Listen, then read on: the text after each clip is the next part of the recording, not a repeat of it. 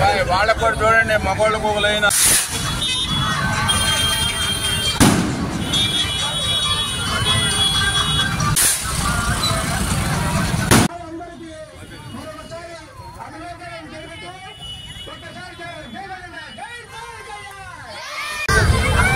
గుంటూరులో శ్రీదేవి గారి కార్యక్రమాలు కానివ్వండి, పవన్ కళ్యాణ్ గారి కార్యక్రమాలు కానివ్వండి, ప్రజారాజ్య పార్టీ కానివ్వండి, జనసేన పార్టీ కానివ్వండి, అక్కడ కార్యక్రమాలు గుంటూరులో పునాది వేసి గట్టిగా ఏ కార్యక్రమమైనా ముందు బాధ్యత తీసుకొని చేసేది మన అగ్రహారం, సభ బజార్, వీళ్ళందరూ నివసించే ప్రాంతాలు.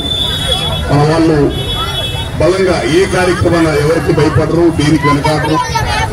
కాంగ్రెస్ పార్టీ గడ్డ ఒకప్పుడు, ఆ తర్వాత ఇక్కడ జెండా ఎగరేస్తే ప్రజారాజ్య పార్టీ, తర్వాత జనసేన పార్టీ. ఏ పార్టీకి పెద్ద అవకాశం ఉండదు ఇక్కడ ఈ ప్రాంతాల్లో. అందరూ కూడా ఒక మాట మీద ఉండి వర్క్ చేస్తుంటారు. అందరూ కూడా ఈరోజు మాకు కొత్త కాదు, కాకపోతే ఈసారి ఇంకొంచెం భారీగా మన ప్రభుత్వ వాసు గారు, బాలకృష్ణ గారు, మన మిగతా వాళ్ళందరూ కలిసి ఒక బలమైన కార్యక్రమాన్ని ఏర్పాటు చేశారు. పవన్ కళ్యాణ్ గారు పుట్టినరోజుని చాలా విశేషంగా గ్రాండ్ గా ఏర్పాటు చేసి అన్నదాన కార్యక్రమం ఏర్పాటు చేశారు. కేక్ కటింగ్ ఇట్లా అనేక కార్యక్రమాలు చేశారు.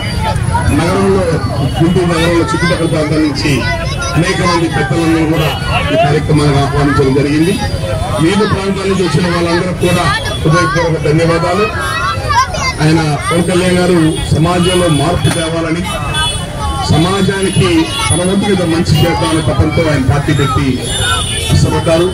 మేమందరం కూడా ఆయన పార్టీకి అన్ని విధాల అండగా ఉండి, మన ప్రభుత్వాల్లో మేమంతా ఎన్ని ఇబ్బందులు పడాలన్నీ పడ్డాం, అన్ని అయినాయి. చివరి దాకా మన ఎలక్షన్ దాకా గట్టిగా ఆయనతో పాటు నిలబడి ఆయన ఏం కావాలో గట్టిగా నిలబడి పనిచేసి వచ్చాం. ఒక మంచి ప్రభుత్వం ఏర్పాట్లు, రాష్ట్ర ప్రభుత్వ ఏర్పాట్లు కానివ్వండి, కేంద్ర ప్రభుత్వ ఏర్పాట్లు కానివ్వండి, పవన్ కళ్యాణ్ గారి యొక్క నిర్ణయం ఆయన తీసుకున్న పోర్టులోనే క్రియాశీలకమైంది. ఈ రోజున ఒక మంచి ప్రభుత్వం ఏర్పడింది. రాజధాని లేని రాష్ట్రం ఇది. అప్పులపాలైపోయిన 10 లక్షల కోట్ల అప్పుల్లో ఉన్నాం. ఈ రాష్ట్రాన్ని గాలిలో పెట్టుకోవాలి.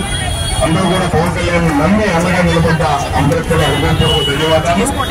రెండోది, పవన్ కళ్యాణ్ గారి యొక్క మంచి ఆలోచన మనందరం కూడా ఆయన అందుబాటులో ఉండి, ఆయన ఆశయాలకి మనందరం కూడా అందుబాటులో ఉండి ఆయన పార్టీని, జనసేన పార్టీని బలోపేతం చేయడంలో నిలబడదాం.